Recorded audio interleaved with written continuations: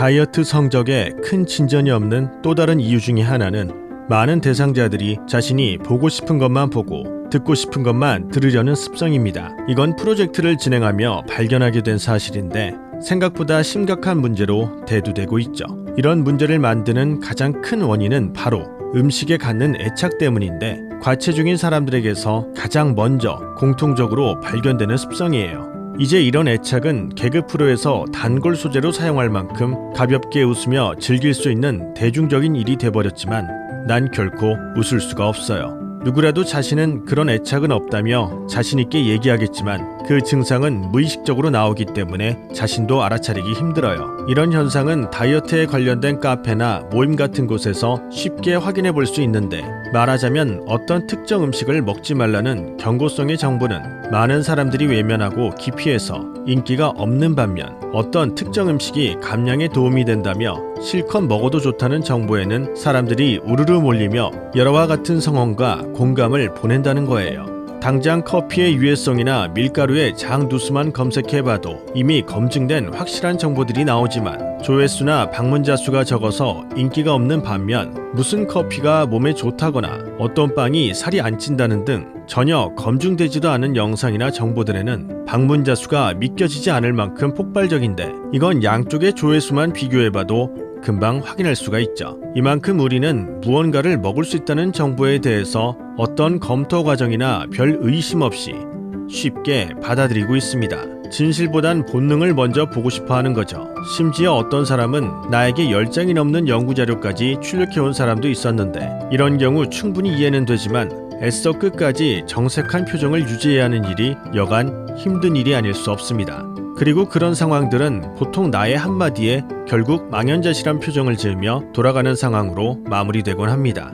그건 대부분 감량이 필요 없는 건강한 사람들의 공식이기 때문이죠. 아침은 먹는 게 몸에 좋다거나 통밀빵은 먹어도 상관없다거나 끼니는 조금씩 여러 번 나누어 먹는 게 좋다는 등 건강한 사람들에게나 통용되는 이런 얘기들을 아무리 남발한다 해도 어떤 책임을 질 필요 없이 안전하기 때문인 건지 모르겠지만 이렇게 실제로 대상자들을 감량시켜보지도 않은 정보들이 생각보다 무분별하게 배포되고 있어요. 어찌됐든 이렇게 음식에 대한 애착은 우리의 잠재의식 속에 깊이 자리하고 있기 때문에 마치 뒤로 당겼다 놓으면 앞으로 나가는 장난감처럼 아무리 정확한 정보를 전달해줘도 도무지 쳐다보려 하질 않고 또다시 음식의 노예로 돌아가길 반복하게 되죠. 그러니 오늘의 이야기 역시 많은 외면을 받을 걸 이미 알고 있지만 난 애써 고개를 돌리고 있는 여러분의 얼굴을 두 손으로 부여잡고 억지로라도 되돌려 내 눈과 마주하게 할 거예요.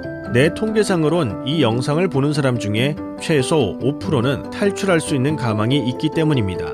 20명 중에 1명이라면 그리 절망적인 확률은 아니고 해볼 만한 게임이기 때문이죠. 통계상 20명 중 절반은 모든 정보를 저울질만 해보다가 3일 만에 잊어버리고 5명은 일주일이면 잊어버립니다. 그리고 3명은 보름 정도 실제로 꾸준히 진행해보다 포기를 해버리죠.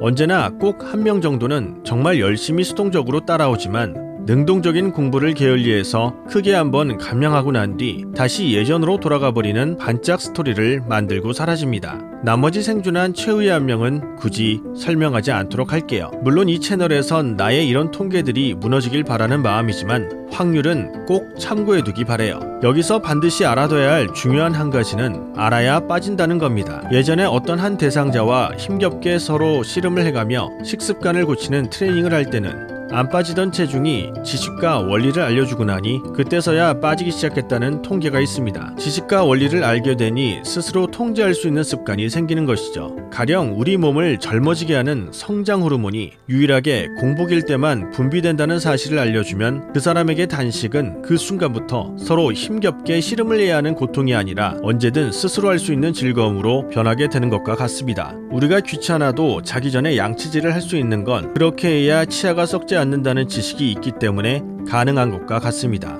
맨 위에 있는 지식이 아래에 있는 우리 몸의 습관을 만들어 자체적으로 보호해주는 구조라고 할 수 있죠. 그렇기 때문에 지식이 없다면 몸은 보호를 받을 수가 없고 계속해서 돈에 의지할 수밖에 없기 때문에 아는 만큼 비용이 줄어들고 모르는 만큼 지출은 커지게 됩니다. 그리고 지식이 없다면 의지가 강한 어떤 누구라도 방금 전에 얘기한 최종 탈락자처럼 한 번만 반짝이는 스토리의 주인공이 될 수밖에 없습니다. 이 점은 앞으로도 누누이 강조하겠지만 앞에서 설명했던 막힌 변기의 예시처럼 먼저 문제의 원리를 알아야 해결할 수가 있고, 그러기 위해선 눈으로 직접 문제를 봐야만 합니다. 앞으로 제시하는 내용들은 포털에서 대부분 검색할 수 있는 것들이고, 캐나다의 신장 전문의와 미국의 심장 전문의가 각각 집필한 비만 코드와 밀가루 똥배라는 책에서 발췌한 내용들이 다수 포함되어 있습니다. 이 두 권의 책만 읽어도 비만에 관해선 웬만한 전문가들보단 나은 수준의 지식이 된다는 건 저 개인의 생각이 아니라 맨 끝장을 넘겨보는 사람이라면 스스로 알게 될 거예요.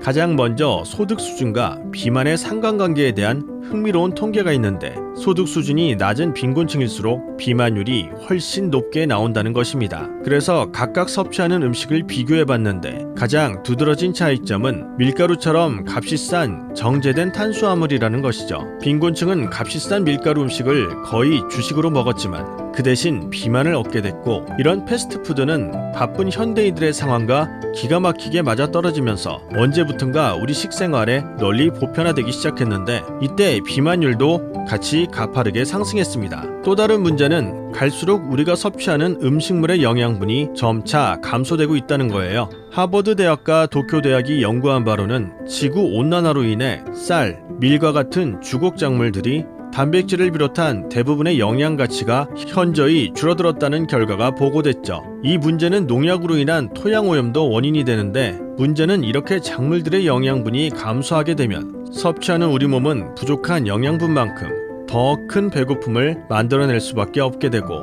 그로 인해 우리는 더 많은 음식물을 섭취하게 된다는 거예요. 상식적으로 1년에 한 번만 재배하던 과거의 작물과 지금처럼 공장에서 찍어내듯 같은 땅에서 3-4번을 뽑아내는 작물의 영양분이 같을 수 없다는 건 아마 상식에 가까울 거예요. 세 번째는 우리가 현재 섭취하는 대부분의 육류는 옥수수 사료로 키워지고 있는데, 이건 지금 많은 문제점들을 낳고 있죠. 사료 가격이 저렴하면서도 성장 속도가 빨라 몸이 금방 비대해지기 때문에 판매자의 수익률은 극대화되지만 각종 염증을 일으키는 부작용 때문에 가축들은 각종 항생제를 투여받으며 자라야 합니다.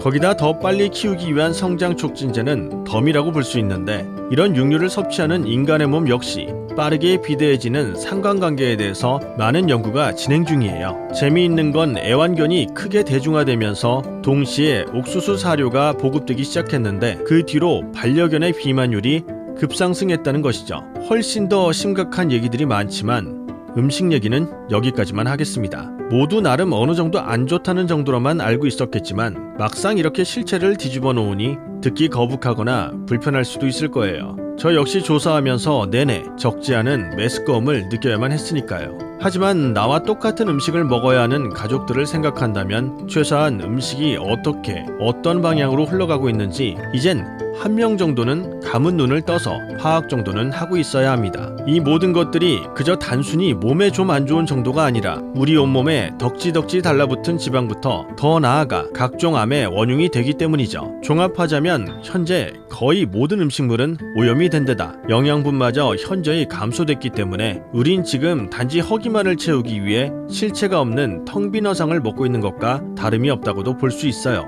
실상을 알고 보니 그럼 도대체 뭘 먹으라는 소리냐며 반문할 수도 있겠지만 최대한 가공식품을 가려내는 노력 정도는 해야 합니다. 기계에 넣고 원재료의 모양을 변형시켜 만든 대부분의 가공식품은 우리의 비만과 암에 영향을 준다는 연구 결과가 계속해서 보고되고 있는 실정이죠. 가공식품이 별로 없던 과거 시절에는 모든 음식물에 영양소가 풍부했고 그걸 먹어왔던 우리 어른들은 대체적으로 날씬했다는 건 지금 옛날 앨범만 꺼내봐도 바로 확인할 수 있을 거예요. 모든 걸 완벽하게 가려낸다는 건 거의 불가능하겠지만 가공식품을 멀리하지 못한다면 단언컨대 여러분의 체중과 건강은 제 아무리 세계 인류의 저명한 의학 박사가 온다 하더라도 해결하기 힘들 겁니다. 자, 이제 여러분은 어떤 음식을 선택하시겠습니까?